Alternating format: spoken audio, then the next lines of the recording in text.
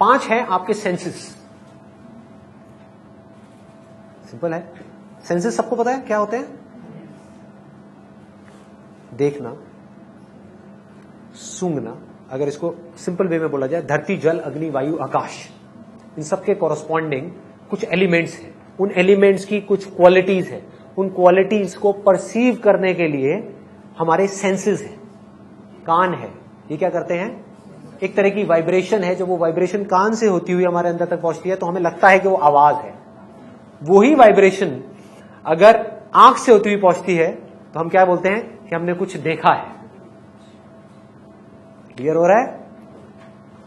तो इन परसेप्शंस को, इन सेंसेस को बारीकी से ऑब्जर्व करना है। सबसे बड़ा मिथ क्या है हमारे अंदर? बॉडी। तो बॉडी से शुरुआत करो। बिना सेंसेस के ये बॉडी क्या है? आपकी बॉडी में से आंख निकाल दूं, कान निकाल दूं, नाक निकाल दूं, टंग निकाल दूं, सेंसेस निकाल दूं, क्या है बॉडी? पत्थर का टुकड़ा है। तो इसका मतलब इसको भी एनालाइज नहीं करना, इसको साइंटिफिकली कर सकते हो थोड़ा बहुत। Curiosity, out of curiosity senses को ऑब्जर्व करो। उसको ऑब्जर्व करने के लिए ये तीनों चीजें आपके पास होनी चाहिए। बहुत एनर्जी चाहिए। You need to have a lot of patience, you need to have dedication. मतलब वहां पर एक क्यूरियोसिटी होनी चाहिए कि सेंसेस क्या है, किस तरह से मैं देखता हूं, किसको देखता हूं, क्यों देखता हूं, वो देखने से क्या होता है, ये पूरी की पूरी मूवमेंट क्या है। सिंपल हो रहा है? इसको हम समझते चले जाएंगे बारीकी से कि मैंने देखा किसी चीज को, ठीक है, कांटेक्ट हुआ, या सुना किसी आवाज को, उसके साथ में कांटेक्ट हुआ, जैसी आवाज को सुना उससे रिलेटेड एक नाम आ गया माइंड में कि ये अमित की आवाज है, और अमित जैसे ही ये वर्ड आया अमित की फॉर्म निकल करके माइंड में क्रिएट हो गई। उससे रिलेटेड एक कहानी पड़ी हुई है, उस कहानी के थ्रू हम अमित को देख रहे हैं। ना तो अमित सच है, ना वो कहानी सच है, जो दिख रहा है वो सच है। ये है अपने सेंसेस के ऊपर मास्टरी। इसको सेल्फ कंट्रोल भी कह सकते हैं। अपने सेंसेस के ऊपर कंट्रोल कौन कर सकता है? जिसका खुद का मन उसके वश में हो। ये हो गया सेंसेस का लेवल। फिर जब सेंसेस को भी बारीकी से समझ जाते हो, ये एंडलेस है। अगेन ये कोई ऐसा पॉइंट नहीं है कि जहां पे जाकर के आप बोलो मेरे को सारे सेंसेस समझ आ गए, बिकॉज ये सब आपस में इंटरकनेक्टेड है। ऐसा नहीं है बॉडी सेंसेस से अलग है, सब कुछ कनेक्टेड है। क्लियर हो रहा है? फिर सेंसेस से ऊपर आप उठोगे, फीलिंग्स एंड इमोशंस। अब सोचो ये कितनी बारीक इंक्वायरी है। मेरे इमोशंस क्या हैं, फीलिंग्स क्या हैं जो मुझे कंट्रोल करती है, मेरी इस बॉडी को नचाती है। मैं चाहता कुछ और हूं, मुझसे करवाती कुछ और है। मैं तो गुलाम हूं इन फीलिंग्स का, इन इमोशंस का।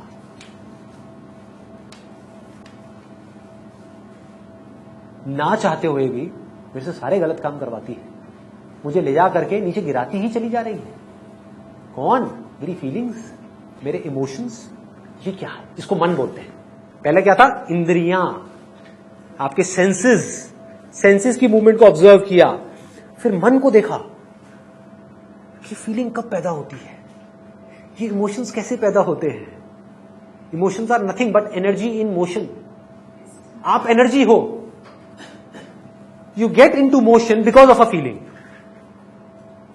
फीलिंग उठती है, इमोशन ऑटोमेटिकली उठ जाता है, उसके अकॉर्डिंग एक्शन ऑटोमेटिकली होने लग जाता है। सब कुछ अपने आप हो रहा है, रॉबोट की तरह। हम कुछ कर ही नहीं पा रहे अपनी प्रोग्रामिंग के अकॉर्डिंग। अब सोचो इसको ऑब्जर्व करने के लिए कितना शांत मन चाहिए, कैसी बुद्धि चाहिए, कैसी इंटेलिजेंस चाहिए। वो इंटेलिजेंस कहां से आएगी? बहुत बड़ा पॉइंट। अपनी फीलिंग्स को और अपने इमोशंस को डिटैच होकर के देखने के लिए इंटेलिजेंस कहां से आएगी?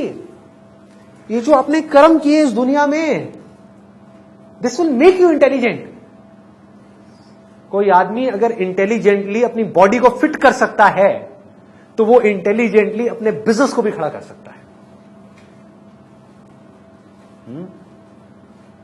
वो इंटेलिजेंटली अपनी रिलेशनशिप्स को भी हैंडल कर सकता है। वो इंटेलिजेंटली अपनी सोच को भी हैंडल कर सकता है, अपनी नजरिए को भी हैंडल कर सकता है। वो सही और गलत का फैसला भी कर सकता है। सोचो, जो आदमी इंटेलिजेंटली अपनी हेल्थ तक को ढंग से हैंडल नहीं कर पा रहा, वो इंटेलिजेंटली अपनी फीलिंग्स को और इमोशंस को क्या देखेगा? ये आया अगला, that is feelings and emotions. इसको देखना मतलब आंख खोल करके देखना नहीं, जानना। You know that you are feeling good. अभी आप में से कुछ लोगों को नींद आ रही है, I can make it out by seeing your faces.